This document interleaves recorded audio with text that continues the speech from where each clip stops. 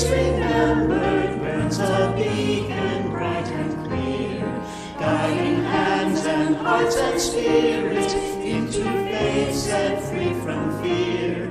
When the fire of commitment sets our mind and soul ablaze, when our hunger and our passion need to call us on our way, when we live with deep assurance of the flame that burns within, then our promise finds fulfillment and our future can begin.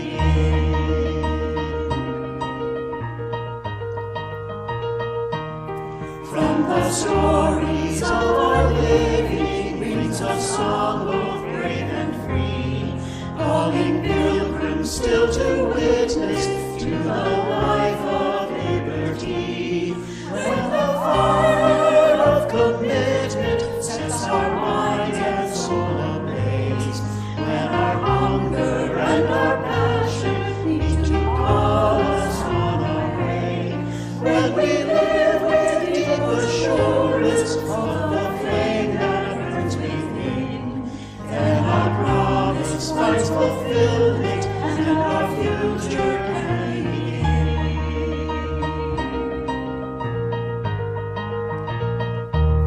From the trees of youthful vision comes a new prophetic voice, which demands a deeper justice built by our courageous choice.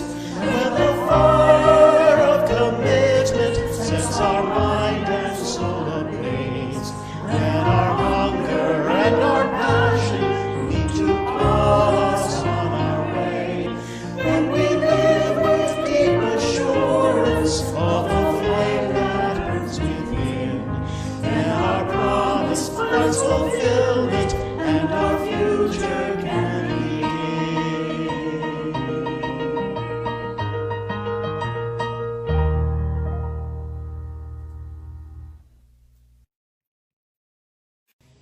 Good morning and welcome. We are the Unitarian Universalist Church in Meriden and the Mattituck Unitarian Universalist Society. Seasons are changing once again, and this being the last full Sunday of spring, summer officially arrives next Sunday evening, we're going to take a look today, a look back into the various services that we've presented over the last 15 months or so. Last March, when the pandemic forced us into an entirely new way of being with one another and changed our lives in so many profound ways, none of us knew what to expect. So used were we to the way that we've always held worship, so used to the way we've always connected, so used to the ways we've held celebrations and marked milestones in our lives, we entered into a time of transformation that none of us wished for, and we were forced to make it up as we went along. And so we did. Yes, we learned to use technology to connect when being together in person was not possible to do so safely, but we did more than that. It's not possible for an individual, a congregation, or a society to move through a journey like the one we've been through this last 15 months without being changed. Changed in ways that we're quite aware of and changed in ways we may not fully recognize. So unrecognizable certain aspects of our former lives have become. And so this morning we're going to do a rewind of sorts. We're going to take a look back at portions of some of the various online services we've shared during the pandemic and some of the words we may hear differently today now that we have a different perspective. We begin our service this morning, as is our tradition, by lighting our chalice. This chalice lighting was shared with us last July in a service that was led by Sierra Marie Gerfow, who is now the Reverend Sierra Marie Gerfow.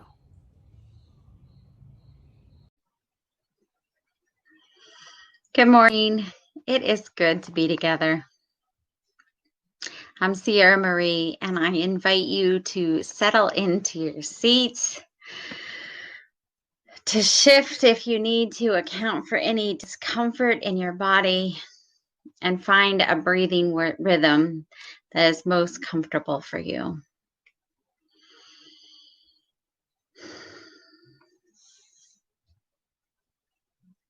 Here we are. The chalice of community is made of flame in our coming together. Our opening words come from Gretchen Haley. Because the tides are rising, so must we rise. To this moment, rise. To this day, rise. To this life, this place in the web that is yours and ours, rise. Because the earth remains our only home, and we fellow travelers its only hope for healing, rise. That this infinite universe still takes notice of us, still feels the in and out of our breath, still holds us, connects us, rise. Or surrender with gratitude for this beauty, this chance to be part of it all, to give back, to weave life past, present, future, everywhere, always as one. Let us worship together.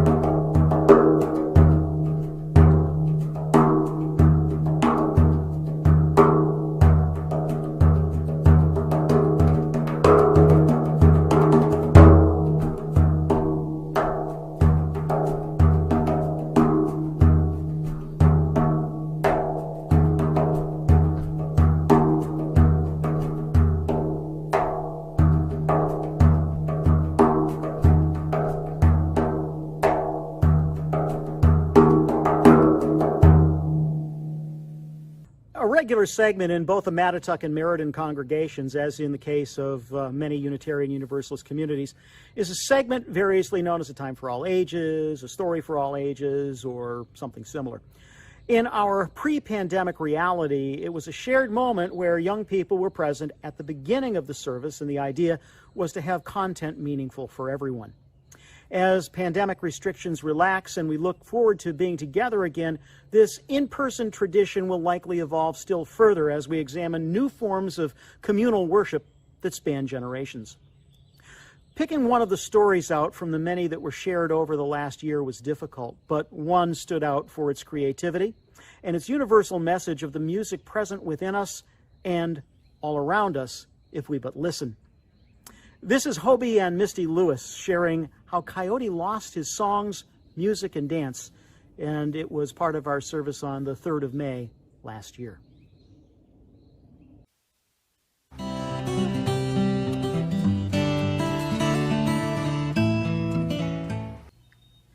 How Coyote Lost His Songs, Music, and Dance by Reverend Dr. Kenneth W. Collier. Here's a new story about Coyote. One day it occurred to him that he didn't need any of the other creatures. There he was, sitting pretty all by himself. What did he need anyone else for? He had his songs, his flute, and drum, and his fire. He had his dancing and his huge teepee. Besides, all the other creatures were kind of strange. There was Rabbit and his huge ears and enormous legs, and all he ever did was run around. And there was Moose. with the absurd head of antlers wandering up to his knees in marshes,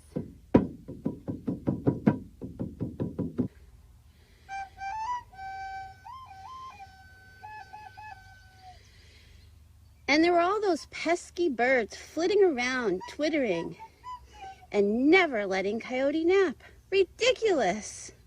Who needed them? Not Coyote. Ridiculous. So he decided to just leave them all behind. He picked himself up and wandered off, trying to find a place where he could be alone, entirely alone, with none of those silly and absurd creatures to bother him, where he could dance his dances all by himself and sing and play his flute and drum for no one but himself. A place where he wouldn't have to share his fire and he could nap in peace. As Coyote was leaving, Rabbit happened to see him and tagged along. At first, he ran ahead of him with his big legs, and then he ran back, and then ahead, and then back. Coyote ignored him, hoping he would just go away. Hey, Coyote! Rabbit yelled. Where are you going? Coyote ignored him. Rabbit ran on ahead and came back. Hey, Coyote! He said. Know what's on the other side of the hill? I do. I just saw it. Coyote was curious, but he ignored Rabbit and just kept on walking. Rabbit ran ahead and came back. Hey, Coyote! He said. There's something over there where you're headed, and you ought to know about it. I just saw it. Want me to tell you about it? Well, Coyote did want to know, but he just ignored Rabbit, hoping he'd go away and leave him alone. Ridiculous, Rabbit! Rabbit's feelings were a bit hurt. Coyote, you know what? You're crazy! And he went away. That night, a funny thing happened. Coyote stopped and built his fire and sat down to sing, as he did every night. But as hard as he tried, he couldn't remember any of his songs. And so all he could do was play his flute and drum and dance a little. But he couldn't sing, and the night was strangely quiet. The next day, Coyote was off again, feeling a little sad and a little strange, but he still wanted to get away from these ridiculous creatures and their absurd ways of being.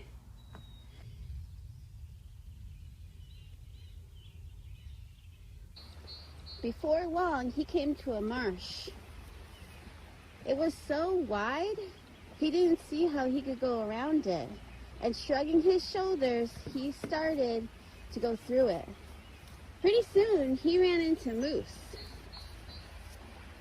who was, as usual, up to his knees in mud and weeds. Moose lifted his huge head of antlers when he saw Coyote coming. Well, hello, Coyote. He said. What brings you way out here to the marshes? Coyote ignored him and kept looking for a way to cross the mud. Moose swung his great head around, a little miffed that Coyote was ignoring him. Coyote, if you're looking for a dry path, I can help you. He said. Coyote looked right at him and said nothing. What a ridiculous creature, Coyote thought to himself. If I had such silly things growing out of my head, I wouldn't let anyone see them. Moose's feelings were hurt by now. You know, Coyote, you're crazy, said Moose, and walked away. Coyote finally did find his way across the marsh and went on. That night, something strange happened. Again, Coyote built his fire and tried to make his music. But not only had he forgotten his songs, now he couldn't remember to play his flute and drum.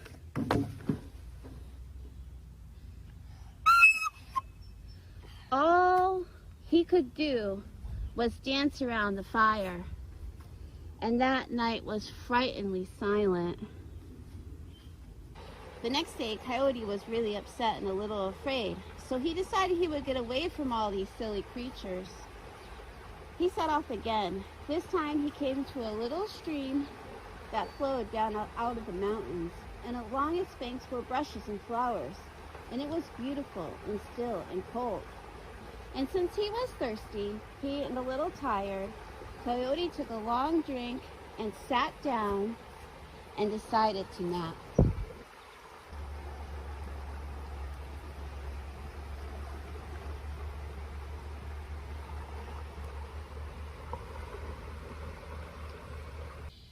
As they often are, the bushes and trees were filled with birds. And just as Coyote was about to go to sleep, the birds started singing their songs.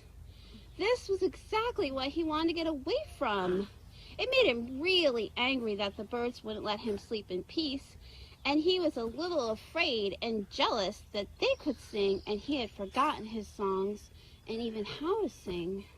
So he leaped up and snarled and barked at them to frighten them away. But one bird, a little braver from the others, said to him, being careful to fly just out of his reach, Coyote, you're crazy. And she went off. Coyote was kind of pleased with himself for getting rid of the birds, and so he decided to stay right there. That night he made his fire, but the strangest thing happened. Not only could he no longer sing, and not only could he no longer play his flute and drum, but now he couldn't even remember how to dance. All Coyote could do was stare into the silent fire and think about how much he had lost. Finally, he fell asleep and dreamed.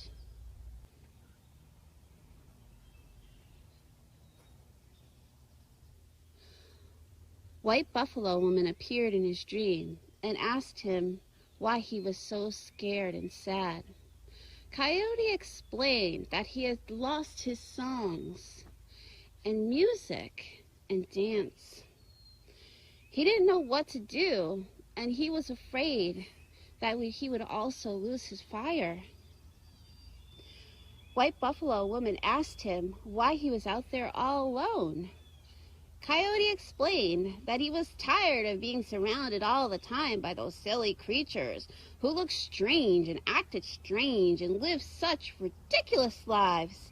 And he had decided that he would live by himself, away from all of them. Coyote, said White Buffalo Woman, don't you understand that your music and your dance and even your fire are nothing but the spirits of those creatures who are different from you? As you drove them away, you left even your heart and took their spirits with them. If you want your music and dance back, you must go back to your friends and accept them back into your heart. Only then will you be able to go on. The next morning when Coyote awoke, he couldn't remember his dream, but the birds began to sing, as they always do in the morning, and he sat still and he listened to them.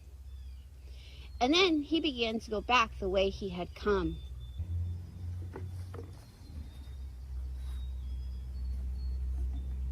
The next day he went on, back the way he come, and he chanced upon Moose. Moose, how do I get across the marsh? Well. The next night when he built his fire, he remembered how to play his flute and drum.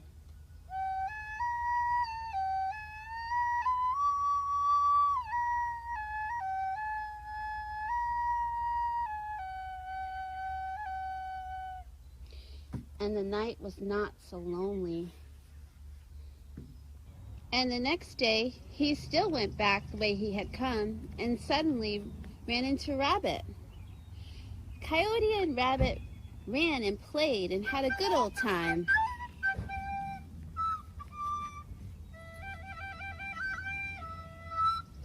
And that night, When he had built his fire, the air was filled with Coyote's songs.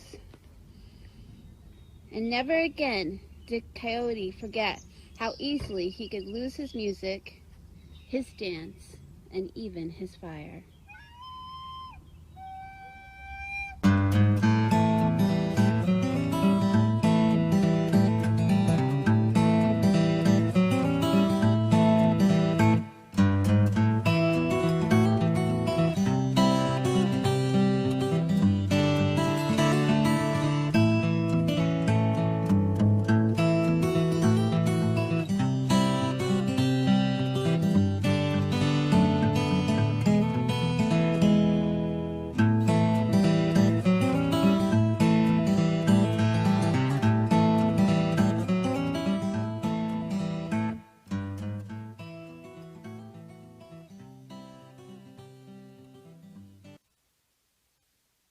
Last summer, as congregations around the country began to figure out how to include some of what we'd been missing in our services, we were able to share segments in our stream services of other UU communities that did virtual choir presentations.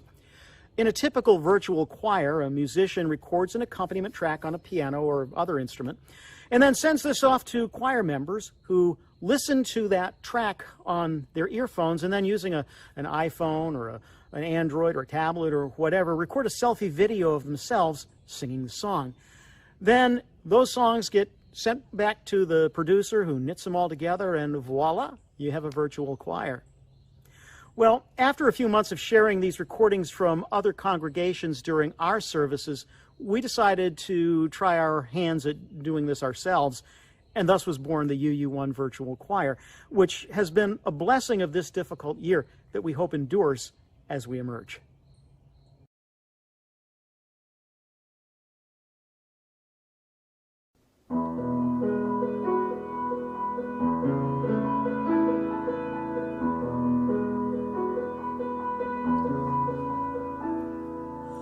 Low below me I feel no motion, standing on these mountains and plains, far away from the rolling ocean. Still my dry land heart can say, I've been sailing all my life now, never harbor or port have I known. The wide universe is the ocean I travel, and the earth is my blue boat home.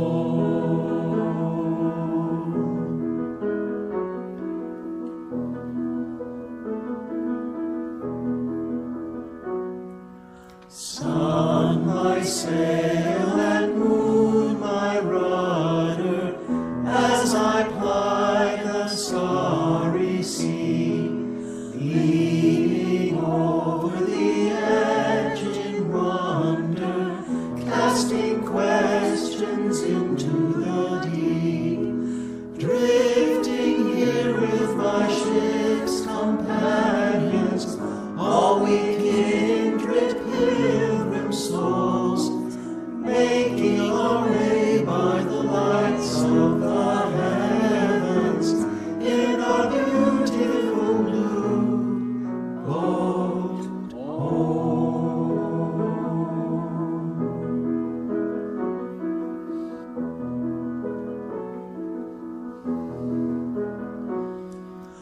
I give thanks to the waves upholding me, hail the great winds urging me on, greet the infinite sea before me, sing the sky my sailor's song. I was born along the fathoms, never harbor or port have I known. The wide universe is the ocean I travel, and the earth is my blue boat home.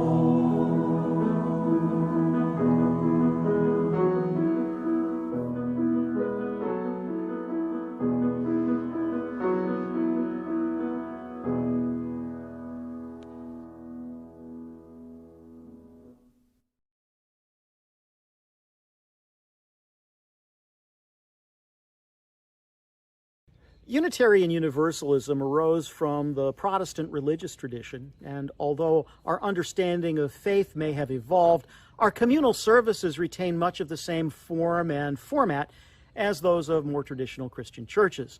This includes a central message, a sermon, a homily, or some other oration as a focal point. This morning we're going to share some short segments of a few of these, and once again, let's think of how these words registered with us then and how we hear them today. And this deepening will be born of the challenges we're going to have to face together. And the only thing we can't do right now is quit. We cannot give up. We cannot go back to Pharaoh. In recent years, our American society has been going through a back to Pharaoh time. Any progress we've made in terms of social inclusion, diversity, acceptance, fairness, seems like it's trying to be reversed by a lot of people. By a lot of people who are terrified of losing their power and privilege, and they're angry, and they want the whole society to go back to Pharaoh, to a time when women and blacks and Jews and Muslims and gays and Mexicans, knew their place. But we're not going back. We're going through together. William Barber Jr. recently reminded us that Pharaoh is not just a person, it's really symbolic, it's a place, it's empire. It's the place of empire that grinds the oppressed under its heel in pursuit of production and profit. And even in times of pestilence, that empire does not care if the people are sacrificed for that profit. Like the ancient Israelites, we forget, whenever we think we're going to perish in that desert place, that on the other side of the desert place, the other side of the struggle, the end of the journey, is the promised land. A land flowing with milk and honey, or food and justice and safety. The place where we want to be. The opposite of the place of struggle and desert we are now, which is where we don't want to be. So right now we are in that wilderness. And the safety and security of the way we've been used to doing things is on hold, maybe even gone forever. We're all learning to work, to go to school, to go to church, even to organize our home life in new ways. We must adapt as we go because it is the only way to the promised land, the only way to escape Pharaoh in this time of coronavirus. And when we reach that promised land of relative health and safety again, we will find that not only do we not want to go back to life the way it was, but we can't. We will have been formed by our Exodus journey through the wilderness of quarantine. And I believe this formation will make us better at and more intentional in the use of technology. And technology's presence in our daily life will increase even exponentially over what it is now. And yet, at the same time, I think we are going to relearn the importance of family and friends and the healing property of fresh air and spending time in the natural world. I think we're going to come out of this better getting off the screens as well and doing some reading and just enjoying each other's company. I think we're going to value being in each other's presence and just visiting and hanging out in a way we haven't in generations in our culture. And as time goes on the other side of this pandemic, we will tell the story of how we came to make peace with technology while simultaneously remembering the value of personal contact and loving relationship. 6 months ago, neither congregation that's helping to produce this service video recorded their sermons every week. Never mind live stream them every week. And now, this is our new normal. All of us right now are canoeing the mountains, learning Moneyball on the fly. And we are getting better at washing our hands. In many ways, for many things, the way we've always done it has ground to a halt. The tools we arrived here with aren't necessarily the ones we're going to need going forward. The way we do things going forward will be different from how we did them before coronavirus showed up. At home, at work, at school, we've hit the Rocky Mountains. But we don't need to carry the rafts and canoes on our backs until the river flows again. We may be in the mountains for a while, and we can build new rafts and new canoes when we need them. But what do we do now? I believe in our isolation, we will relearn the need we have for one another, that the very lives of others are quite literally in our washed hands. Not just during COVID-19 outbreaks, but each and every day. We quite actually are our brothers and sisters' keeper. How we behave impacts whether or not others live or die. And this is true every day in decisions we make about how to live, how to be politically active, how to use our privilege to dismantle white supremacy culture and heteronormative patriarchy and income inequality and save the life of the very planet we live on. Yes, life and death is part of what we decide every day by how we live our lives. We are learning we need to be able to risk doing things differently. Did you ever notice that children have no problem showing their emotions?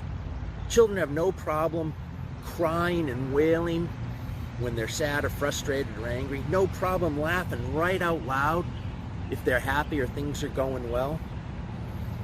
What happens to us when we grow up? We stop doing that. It's not proper, not appropriate. It's not okay to show a lot of emotion. You know, God forbid our emotions make someone else feel uncomfortable. Our culture expects us to keep a stiff upper lip, keep it all together. It's not realistic. And it's not a good spiritual practice. Rabbi Goldie Milgram writes, the Hebrew title of the book of Lamentations is Eka, which means how. It derives from the first line of the text, how lonely are we? To lament means to mourn or wail. How? How could this happen? How long must we suffer? You know, I love that sound in Hebrew. Even the sound of it is somewhere between the words ache and yuck in English. It's a perfect no. We don't like what's going on. My all-time favorite comic strip is, as I'm going to suppose you have guessed by now, Calvin and Hobbes by Bill Watterson. It's the ongoing adventures of a 6-year-old boy and his stuffed tiger, who, when no one else is around, appears as a real-life flesh-and-blood companion to Calvin. Calvin's imagination is expansive, to say the least. When adults are not around, his stuffed tiger Hobbes is real, and they both get into amazing hijinks, devising all kinds of curious games and explorations and shenanigans. A lot of them are running gags in the strip, and my favorite running gag in the strip is Calvin Ball, a game Calvin and Hobbes have invented, which has no other rules other than players must wear a mask and you make up the rest of the rules as you go along. Calvin and Hobbes explain it this way, as I believe we've seen in our skit today, that other kids' games are such a bore, they've got to have rules and they've got to keep score. Calvin Ball is better by far. It's never the same. It's always bizarre. You don't need a team or a referee, and you know it's great because it's played by me. It's exactly my kind of game. In the various comic strips through the years, we learn that Calvin Ball scores come as Oogie to Boogie or Q to 12. We see the players experience the pernicious poem place, where, yes, the player stuck there must recite a pernicious poem, and commit penalties for which they must sing the very sorry song. You can't catch me! I hate to tell you this, but we're going to the wrong goal. No! I switched the goals, so this is my goal and your goal is hidden. Yes, I can, because I hid your goal in my goal, so when you score, I I score. Ha! I scored! Fine, a goal for you and for me. The score is oogie to boogie. But I already had an oogie. Calvin ball is nonsensical, arbitrary, confusing, and a lot of fun. And I don't know about you, but I remember playing a lot of games very similar to it while I was growing up. As adults, there's something about a game with no standard rules that we don't like.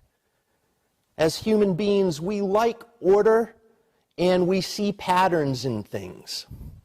With too many rules, we're confined, and with too few rules, we feel we're in a place of chaos. COVID-19 has been mismanaged to a criminal degree by our administration. Black lives continue not to matter in too many ways, especially in terms of police violence and discrimination. There's systemic racism, the continuation of white supremacy culture. Policy and law are focused on maintaining a status quo that devalues black lives. The country is feeling pretty chaotic right now. We're in the middle of a struggle over our American game. Will the rules hold? Will the rules apply to all players? Will the rules change? Will the rules remain, but will some players legally, as well as in practice, be above the rules? Calvin ball is an infinite game. Politics, however sane or crazy, is a finite game. Philosopher James P. Carse, in his book on game theory, Finite and Infinite Games, writes, there are two types of games. One may be called finite and the other infinite. Carse says that finite games are played to win, and the object is victory. Infinite games are played for the joy of playing, and the aim is to continue to play. It's clear to us today that music of one form or another is made in every corner of the human communal life. Music is indigenous to our human condition. Our Western tradition has tended, as with many things, to turn musical performance into a goal unto itself and make virtuosity into some kind of private victory. My mother earned a degree in piano performance from the University of Michigan, and as much as I benefited from and will always admire her talent, music was mostly work for my mother. I don't recall her ever, at least often, being joyful about making music. Criticism of herself as well as others was always present. And for me, I was immersed in music of one form or another from my earliest memory. There was always a piano in the Wormel living room. Mom practiced regularly. My dad would play symphonic music and conduct an imaginary orchestra, and he was never happier than when he sang in the church choir or in the Norwalk Community Chorus or in a barbershop quartet. When I ask myself, how did music come into my world? I reply, it was always there. Of course, when I learned to play music myself and began myself to sing in choirs, and I was encouraged to become a performer, and people called me a musician, it became less merely in my world, it became a core part of who I am. And it has forever been that. And I don't know many folks who don't treasure music in one way or another, as a fan of a particular musician or style of music. And I don't know many folks who, if they did not learn to play an instrument as a child, long to learn to play or sing and become members of the Performers Club. And I tell everyone, I tell you, it's never the wrong time to become a student. And that's as true for music as for anything. Music, said the god wind, what does that have to do with me? I have no music. I know God's sky said, but I tell you who does have it, the sun. He surrounds himself with singers and music makers who play and sing for him all day long, and he won't share their music with us.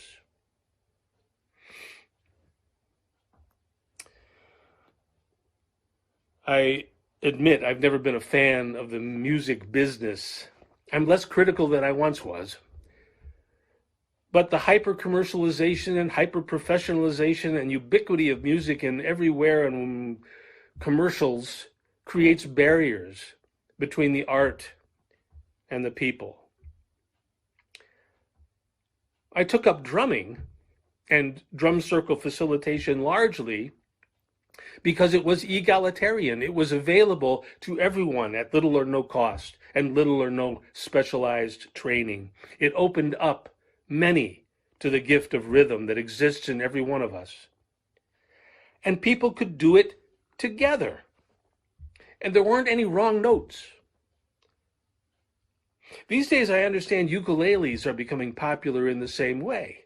So music is beginning to become made by everybody again. Not only this,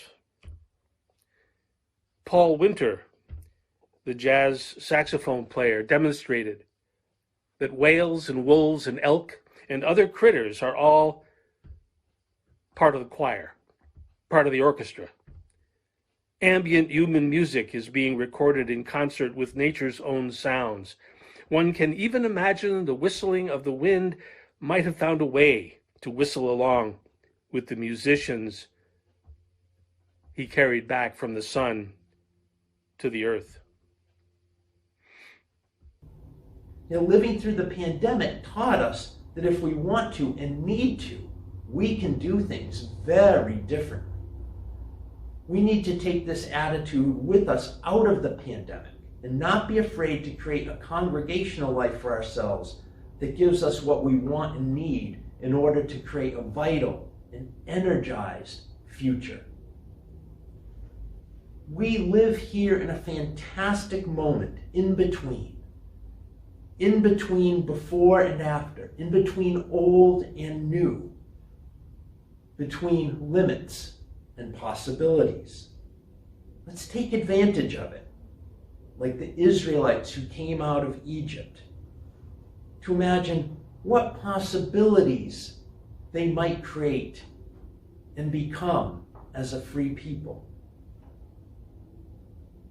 Let's take advantage of this new opportunity like the followers of Jesus who rose out of their fear to spread good news throughout their known world and imagine the possibility that their message might succeed.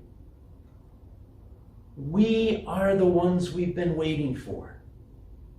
And when it gets down to it, we are the only ones in our own way.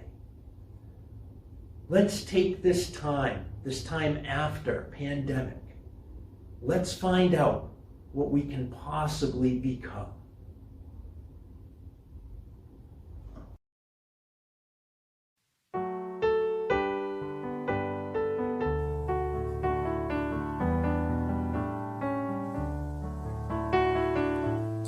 We are living beneath the great big dipper. We are washed by the very same rain.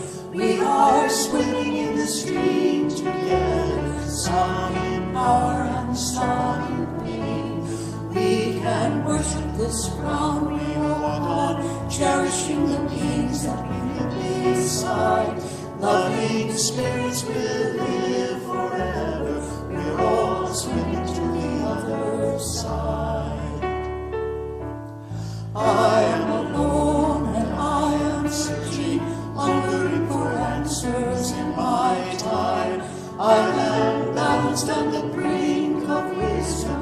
I'm impatient to receive a sign. I move forward with my senses open.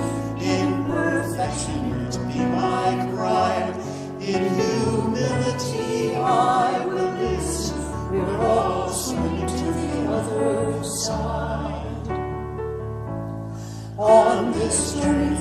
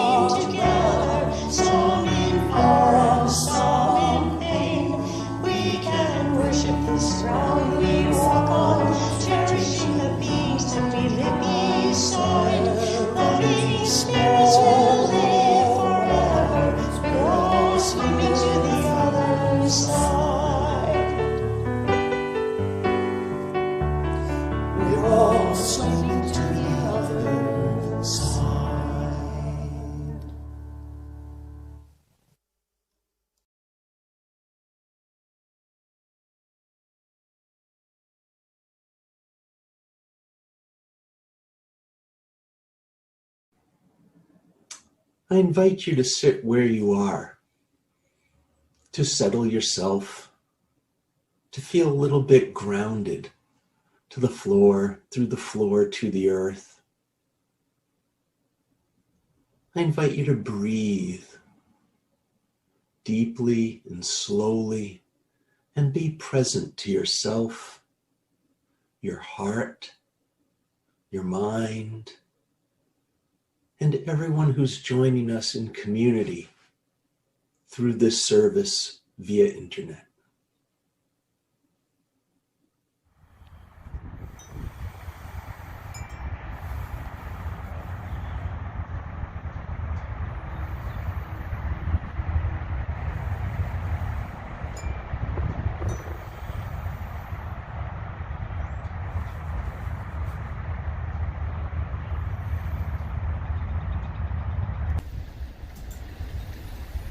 Spirit of life, Holy One of being and becoming, Holy One of blessing, all that is sacred within us, among us, and beyond us. We know so many stories about you. God, King, Lord, Father, Earth Mother, Great Spirit, Universe, Holy Parent, Divine Love, Deepest Longing, Covenanted Partner. We know stories about our country and its founding too. The values we claim as a people. We have stories about those narratives, about how our values have and have not manifested in our reality. Blessed One, we also know so many stories about ourselves. Some of them the same stories we tell about others. Beautiful, ugly, simple, difficult, joyous, useful, worthless. Stories about who we are, what we know, and the potentials and impossibilities of our futures. Stories about our purpose and the meaning of life. We have countless stories buried too deep in our souls for us to even recognize them. Holy Spirit of discovery, help us find the strength to excavate those stories. Let us lean on one another as we brush them off and hold them up to the light and find their meaning and use. May our roots nourish us so we might grow abundantly and flower into blessings for one another and the world. Above all, Spirit of life, sing us a gentle lullaby. In the trees and the wind, in the kind words of neighbors, in the warmth of the sun, the sparkle of the snow, the flowers in springtime. Whisper to us the truest story you know. Sing it to us in notes we can never unhear. Remind us every day and every moment that we are beloved, beloved, beloved. This week we hold especially close to us in our hearts all those who have been lost to or had their lives altered by COVID-19. All those living with cancer and recovering from surgery, and everyone struggling with dis-ease and illness, both visible and invisible. May all of us have the comfort, support, and strength we need from our community in the days ahead. Amen.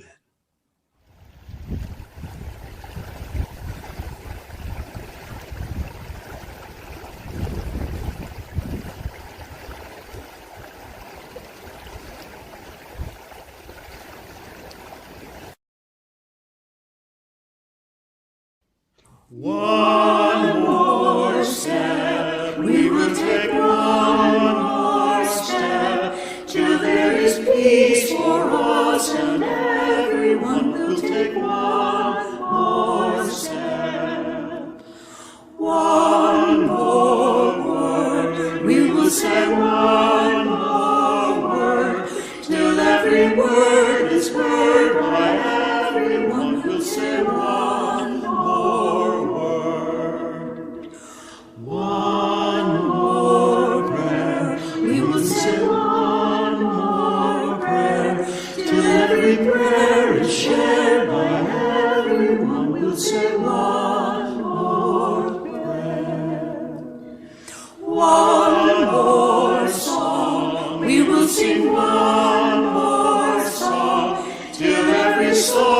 sung by everyone, will sing one more song.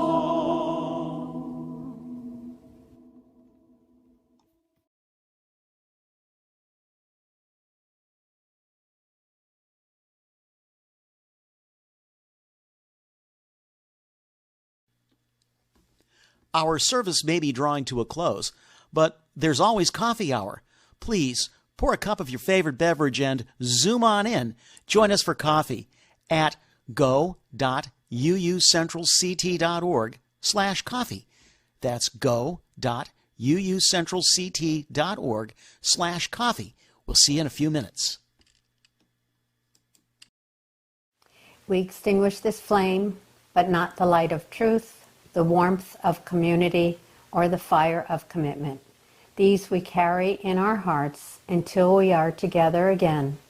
We will get through this time together. We love you. Go in peace. Stay safe.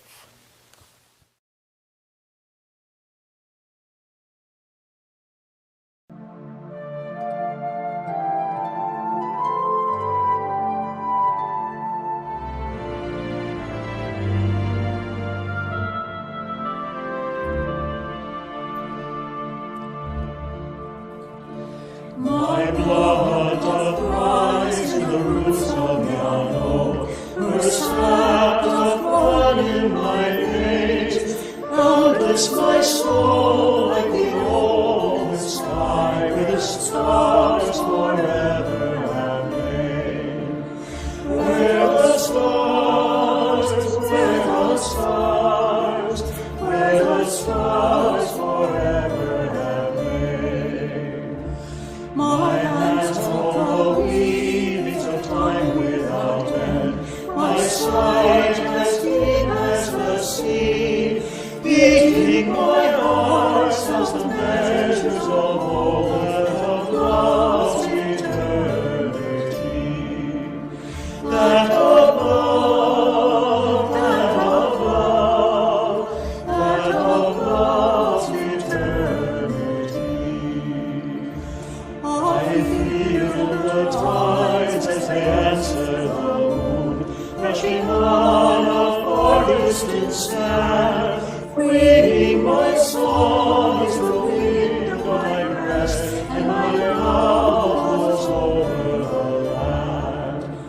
And my love, and my love, and my love was over the land. My foot carries days of the old into new, our gleaming shores must away. Oneness our faith settles deep in the earth, rising green to green another day. Rising green